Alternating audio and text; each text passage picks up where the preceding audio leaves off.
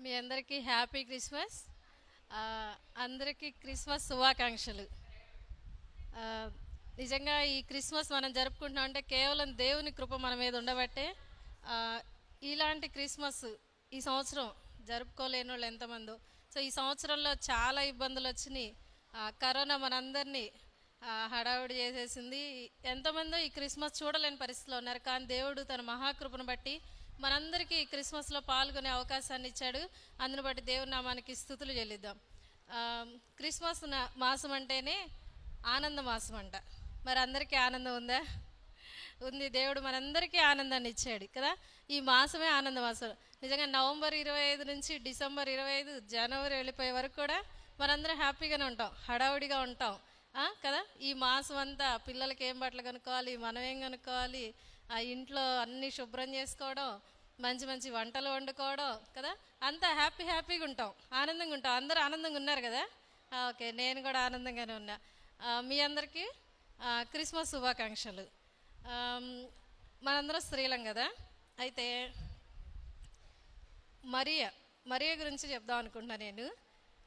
దేవుడు మరియని శుభంతో నింపాడు. మరియా నీకు శుభం అన్నాడు కదా. మనందరం కూడా స్త్రీలమే కదా. మనందరికి కూడా శుభదినమే ఇది కదా. మరియా నిజంగా చాలా పేదరాలు, చాలా దీనురాలు.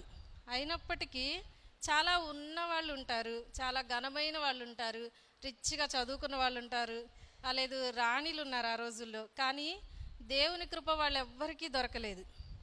ఎవరికి దొరికిందంటే మరియకి దొరికింది. చాలా దీనురాలైన మరియకి ఆయన కృప దొరికింది. ఆమె ఎంతో గనురాలైంది, ఆమె ఎంతో గొప్పదయ్యింది. దేవుడు అంటాడు కదా, దీనులనే ఆయన ఎన్నుకుంటాడంట. ఎందుకు పనికిరాని వారిని ఆయన ఎన్నుకుంటాడంట.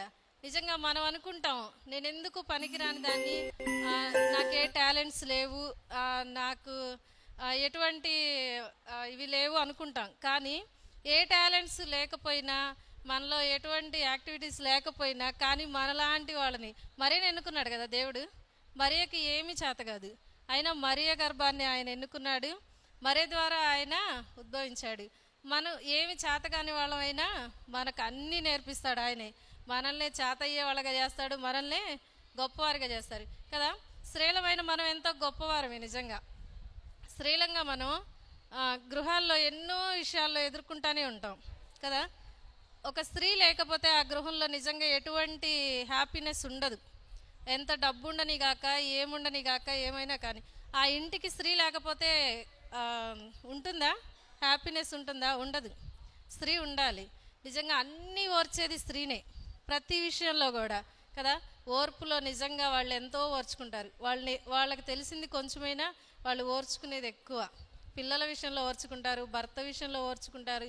సమాజంలో ఎదురయ్యే ప్రతి విషయంలో కూడా స్త్రీలే గనులు కదా. పురుషులు చేయలేనివి కూడా స్త్రీలు చేయగలరు. పురుషులైతే బయటికి వెళ్ళి పని చేసి వస్తారు, ఇంటికి వచ్చి వాళ్ళు ఇంకేం చెయ్యరు. నాకు తెలిసి మనం బయట పని చేయగలం, మరలా ఇంట్లోనూ చేయగలం, పిల్లల్ని చూసుకోగలం, అన్నీ వాళ్ళు చేయగలరా? చేయలేరు. ఒక్కరోజు చూసుకోమనండి, ఇల్లు చూసుకోలేరు. కానీ మనకు అన్నీ సాధ్యం. వాళ్ళలాగా సంపాదించగలం, వాళ్ళ ఇంట్లో చేసుకోగలం, పిల్లల్ని చూసుకోగలం, అన్ని విషయాలు మనం చేయగలం కదా. ఓకే, మరియని దేవుడు ఎన్నుకున్నాడు. మరియ ద్వారా దేవుడు ఈ లోకానికి ఒక రక్షణ తీసుకొచ్చాడు మనందరికీ. ఒకప్పుడు అనుకుంటాం కదా, అవ్వ విషయంలో అనుకుంటాం, అవ్వ ద్వారానే అసలు పాపం వచ్చింది, అవ్వ పండు తినిపించి ఉండకపోతే ఆదాంకి ఈ పాపం ఉండేది కాదు అసలు అనుకుంటాం. కానీ ఏ స్త్రీ ద్వారా అయితే పాపం వచ్చిందో, మరలా అదే స్త్రీ ద్వారా పాప పరిహారార్థంగా దేవుడు ఆమె గర్భంలో, స్త్రీ గర్భంలోనే ఆయన జన్మించాడు. ఆది కాండంలో ఒక మాట అంటాడు కదా దేవుడు, సర్పంతో చెప్తున్నప్పుడు, సర్పంలో ఉన్న సాతానుతో ఒక మాట అంటాడు, నీ సంతానముకును ఆమె సంతానముకును వైరం కలిగిన అంటాడు కదా. ఆమె ఆ స్త్రీ సంతానముకి అన్నాడు కానీ పురుష సంతానానికి అనలా కదా. ఒక స్త్రీనే ఎంచుకున్నాడు దేవుడు. అంటే దేవుడికి ఆదినాల్లోనే తెలుసు, ఒక స్త్రీ గర్భమున మరలా ఈ పాపానికి పరిహారార్థంగా క్రీస్తు జన్మించబోతున్నాడని ఆది కాండంలోనే దేవుడు ముందుగానే ప్రవచించాడు. అదే రీతిగా అవ్వ ద్వారా వచ్చిన పాపాన్ని మరియ ద్వారా ఏం చేశాడు దేవుడు? రైట్ అయినా రాంగ్ అయినా ఏదైనా చేయగలిగిన వాళ్ళు ఎవరు? స్త్రీలే. ఏదైనా తప్పైనా సరిదిద్దగలిగిన వాళ్ళు స్త్రీలే. ఏ కష్టం వచ్చినా ఓర్చుకోగలిగిన వాళ్ళు స్త్రీలు. అసలు స్త్రీలు చేయలేనిదంటూ ఏం లేదు. నాకు తెలిసి కొన్ని విషయాల్లో పురుషులే కొన్ని చేయలేరు. మనం వంటలు చేయగలం, ఇంక నేను చెప్పక్కర్లే, మీ సామర్థ్యం మీకు తెలుసు. ఒక స్త్రీగా ఎవరి సామర్థ్యం వాళ్ళకి తెలుసు. అన్ని పనులు మనం చేయగలం. పురుషులు చేయగలిగినవి కూడా మనం చేయలేము, మనం చేయగలిగినవి కూడా పురుషులు చేయలేరు కదా. అయితే మరియ నిజంగా ఆ దినాల్లో అనుకుని ఉంటుంది, కన్య గర్భాన జీసస్ పుడతాడని. ఈ ప్రవచనాలు ముందుగానే ఉన్నాయి కదా. ఆమె ఆశపడి ఉంటుంది, నా గర్భంలో దేవుడు పుడితే బాగుండని. ఆ దినాల్లో కన్యకలు ఎంతమంది ఆశపడ్డారు. కానీ దయగలిగిన, ప్రేమ కలిగిన ఈమె యొక్క ప్రవర్తనను బట్టి దేవుడు ఈమెను ఎన్నుకున్నాడు. ఆమె దేవుడిని మొయ్యాలని ఆశపడింది. అయితే ఈ దినాల్లో నేను అనుకుంటున్నాను, దేవుని సువార్తను మనం మొయ్యాలని ఆశపడితే ఖచ్చితంగా ఆ సువార్త ప్రకటించే స్త్రీలుగా దేవుడు మనం చేస్తాడు అని నేను నమ్ముతున్నాను నిజంగా. ఎలాంటి స్త్రీనైనా అయితే మనం ఒక ఆశ కలిగి ఉండాలి. ప్రభువా, మరియా నిన్ను గర్భాన మోయటానికి, మరి ఆమె గర్భాన్ని మోసినప్పుడు ఎన్నో నిందలు అవమానాలు అన్నీ వస్తాయని ఆమెకు తెలుసు. అయినప్పటికీ అది మోయడానికి ఆమె ఇష్టపడింది. సువార్త ప్రకటించాలంటే మనకు కూడా ఎంతో కష్టమే.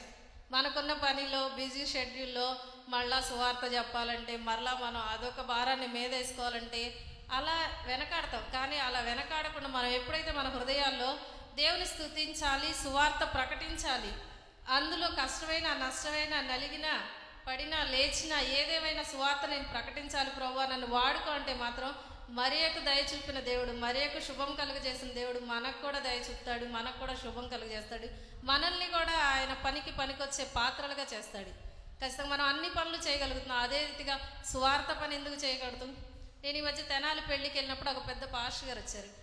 ఆయన మాట్లాడుతూ ఈ స్టేజ్లో నేను ఉన్నానంటే, ఈ మైకులు, ఈ సిస్టమ్, అసలు ఇంత గౌరవం నాకు కలుగుతుందంటే ఇక్కడ ఒక తల్లి గారు ఉంది, కేవలం ఆమె నన్ను ఇలా ప్రోత్సహించిందన్నారు. ఎవరా అని చూస్తే చాలా సామాన్యురాలు ఆమె. నేను ఆశ్చర్యపోయా, ఈమె ద్వారా ఈయన ఇంత పాస్టర్ అయ్యాడా అనుకుని పక్కన ఉన్న వాళ్ళని అడిగితే వాళ్ళు అన్నారు, ఈ ఒక్క పాస్టర్ గారు ఏంది, చాలామంది పాస్టర్లు తయారయ్యారు ఆమె కింద. కానీ ఆమె చేసేది ఏం లేదు, ఓన్లీ గృహిణి మాత్రమే.